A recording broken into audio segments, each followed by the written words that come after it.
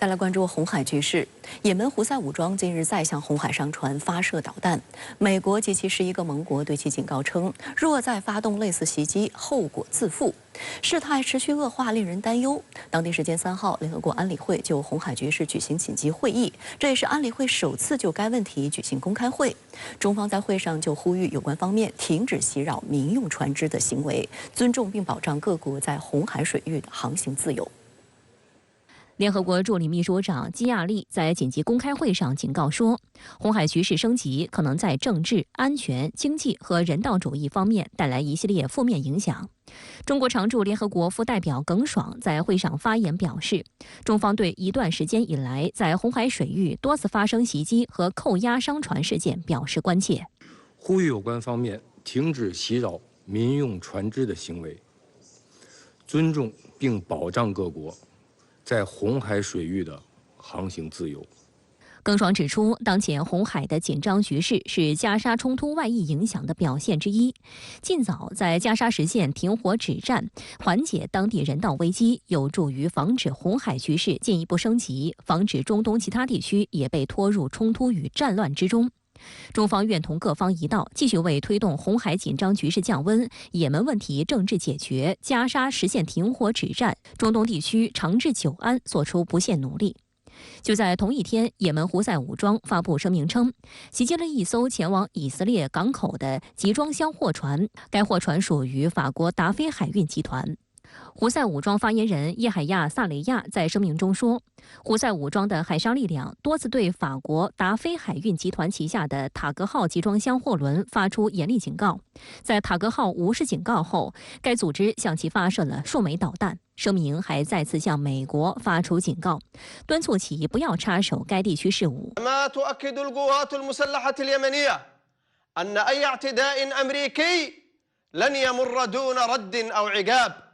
وتحذر القوات المسلحة اليمنية العدو الأمريكي أو غيره من أي اعتداء أو إجراء يمثل حماية للسفن التجارية التي تذهب إلى الكيان الصهيوني。袭击发生当天，以美国为首的12个国家随即发表联合声明，要求也门胡塞武装立即停止在红海水域袭击商船，并释放非法扣留的船只和船员，否则可能遭到军事打击，承担对全球经济和红海航道航行自由造成威胁的后果。据报道，签署联合声明的12国中包括澳大利亚、加拿大、德国、日本等。4号，中国外交部发言人汪文斌就该联合声明表示，红海水域是重要的国际货物和能源贸易通道，维护该地区安全稳定符合国际社会的共同利益。中方一贯主张维护国际水道安全，反对袭扰民用船只。我们认为各方都应为维护红海水域航道安全发挥建设性、负责任作用。红海航线在全球海运航线中拥有重要地位。自新一轮巴以冲突爆发以来，也门胡塞武装以支持巴勒斯坦为由，在红海水域多次袭击关联以色列的船只。事实上，3号船只遭袭的法国达菲海运集团就宣布，从本月15号起，从亚洲到地中海地区的集装箱运费较1月1号的水平上调最多100%，40英尺标准集装箱运费将从$3000提高到$6000。受地缘政治紧张影响，国际油价也在新年第2个交易日大涨。北京时间4号早上6时，国际油价大幅收高，美原油收于73.04美元，上涨3.78%；布伦特原油报78.39美元，上涨3.3%。隔夜，石油输出国组织欧佩克发布声明，重申将进一步减产。而根据国际海事组织收集到的信息，胡塞武装并不只是针对与以色列有关的船只进行攻击。为降低风险，已有大约18家航运公司决定改变航线，取道南非绕行。这将不仅导致平均航程多出10天，还增加了货运成本。分析认为，运费上涨和货物交付延迟对国际贸易产生的负面影响，还将传导至全球供应链，推动大宗商品价格走高，引发人们对新一轮全球通胀的担忧。英国经济学人杂志称，红海运输危机可能会将加沙地带发生的冲突转变为影响世界经济的全球性事件。如果美国继续对以色列进行偏袒，让中东地区的矛盾冲突进一步的外溢的风险扩大，乃至到失控的话，那么不光是红海以及相关的航线的安全，中东地区的安全以及中东经济以及世界经济都会被拖入到漩涡当中。更为重要的是，外界担忧，随着美国的强势介入，红海危机可能进一步外溢。美国去年12月中旬宣布牵头组建代号繁荣卫士的红海护航联盟，但应者寥寥，不少美国盟友与之保持距离。此前路透社的报道指，这一方面是因为以色列在加沙持续的攻势所带来的舆论压力，另一方面则是因为这些国家担心卷入地区战争，其中就包括印度。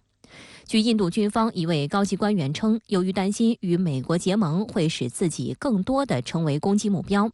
印度不太可能加入美国主导的这一行动，但该国决定亲自出马。据印度斯坦时报网站上周报道，印度海军已经派出最先进的舰队进行阿拉伯海护航，包括5艘导弹驱逐舰、1艘补给舰、1架 P-8反潜巡逻机以及1架海上卫士无人机。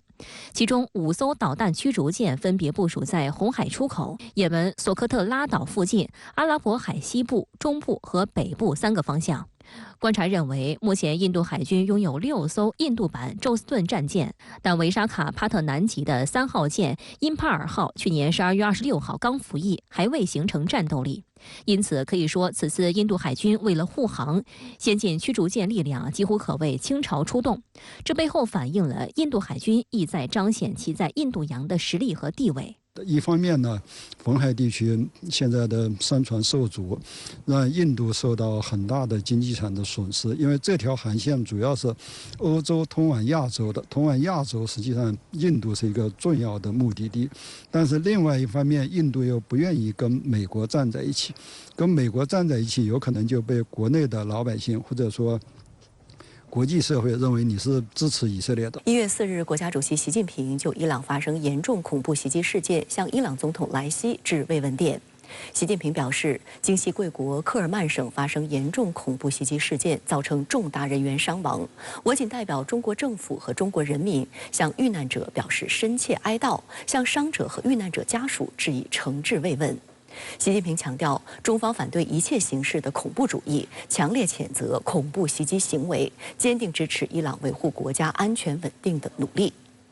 当地时间3号下午，伊朗东南部城市科尔曼市发生连环爆炸案。据伊朗当地官员4号确认，爆炸已致84人死亡，另有284人受伤，伤亡人数可能还将继续上升。值得注意的是，事发当时，当地正在举行纪念伊斯兰革命卫队前高级将领苏莱曼尼遇难4周年的活动。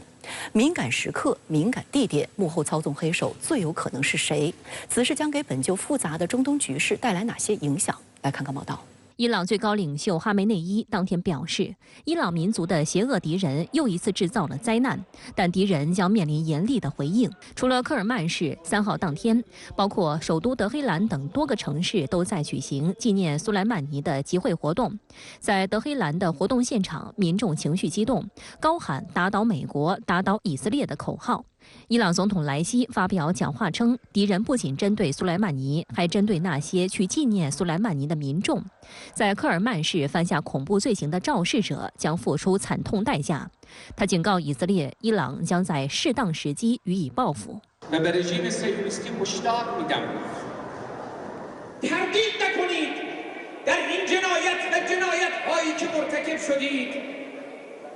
هزینه‌ای خواهید داد که سخت پشیمان کننده خواهد بود。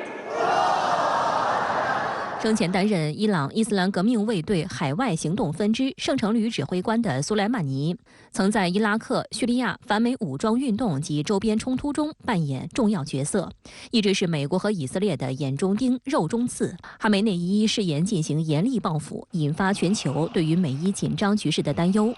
此次连环爆炸案，外界首先将怀疑的目光投向美国及以色列，特别是最近这段时间，巴以冲突还在继续。本来最近2周，伊朗和以色列之间的矛盾就在快速的上升。这件事情出现之后，不管幕后是谁干的，现在伊朗上上下下认为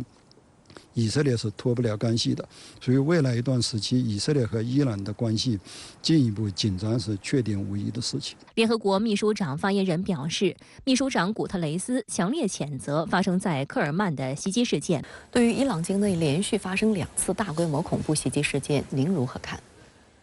我认为伊朗因为纪念数年前遭到美军定点清除的伊斯兰革命卫队下属圣城旅指挥官苏莱曼尼，而遭到如此残酷的恐怖袭击事件，可谓是旧恨未消，又添新仇。对此伊朗上上下下已经誓言报复。那么问题来了，报复谁？究竟是谁干的？激进的伊斯兰革命卫队圣城旅最高指挥官将矛头对准了以色列，认为是犹太复国主义政权所为，但是并没有拿出任何可以信赖的证据。而本持彪悍的人生不需要解释信条的以色列，对此事既不肯定也不否定，甚至是懒得搭理、懒得解释。这种在垃圾桶里面放炸弹，并且以无辜平民为目标的行为，更像是一些传统的恐怖组织所为，不太像是以色列的一贯作风。而在我个人看来，伊朗并不缺少这方面的敌人，除了国内存在着激进的反对势力之外，在中东地区活跃着的逊尼派恐怖组织，也是经常将伊朗当成恐怖袭击对象的。因此，《纽约时报》援引分析称，伊斯兰国极端组织和伊朗国内的逊尼派恐怖组织都有可能是幕后黑手。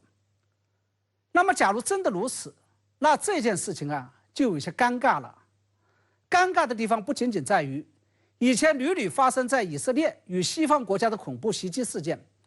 这次居然发生在了反以色列与西方的伊朗头上。而且在这次巴以冲突中，什叶派的伊朗是坚定的支持逊尼派的哈马斯的，但是他们却遭到了来自逊尼派恐怖组织的袭击。我们看到，在伊朗境内发生大规模的恐怖袭击事件之后，国际社会纷纷予以严厉的谴责。您对此又是如何看？我注意到，截至目前为止，只有美国和以色列没有对此进行谴责。不仅如此，拜登政府还在第一时间内站出来袒护了以色列。美国国务院发言人说，没有理由相信以色列会参与其中，而且俄罗斯总统普京也谴责了这种杀害平民的行为。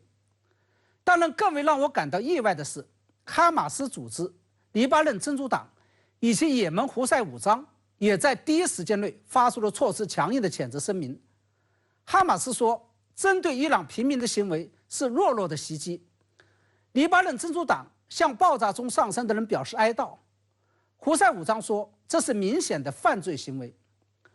我认为这样一种现象，也就再度证明了，任何针对平民的恐怖袭击行为，都不仅是反人类与反文明的，而且是令人不齿的懦夫行为，应该受到所有国家与所有人一视同仁的谴责。而且我同时还认为，要根治这种恐怖袭击行为，有关各方都有必要从中国的传统文化中吸取经验和教训。中国传统文化中有2句话，一句是冤冤相报何时了，另外一句是己所不欲勿施于人，值得有关各方细细品味。那伊朗境内发生的这2次恐怖袭击事件，会不会将本已处于紧张状态下的中东局势全面拖入战火当中呢？对此，我的判断是2句话：一是发生在中东地区特定国家之间，以及特定国家与地方武装之间的冲突，